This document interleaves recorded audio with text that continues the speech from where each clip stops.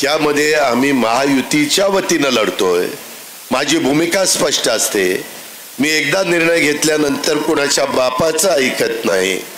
त्या संदर्भामध्ये त्याच उमेदवाराचं इमादे इद्वारे काम करतो। मी कधी माझ्या राजकीय जीवनामध्ये मॅच फिक्सिंग केलेलं नाही। एकदा तिकीट देताना दादा विचार करतो, पण तिकीट दिल्यानंतर त्याच्याकरता निवडून आणायला माझं सर्वस्व पणाला लावतो। त्याच्यामुळे ही नौटंकी चाललेली आहे ना, त्याला काही अर्थ नाही। आपल्याला श्रीरंगप्पा बारणेंना तिसऱ्यांदा इजाबिजा झालाय, आता तिजा करायचंय, तिसऱ्यांदा पार्लमेंटमध्ये पाठवायचंच हा निश्चय घेऊन आपण आज इथनं उठायचं आहे।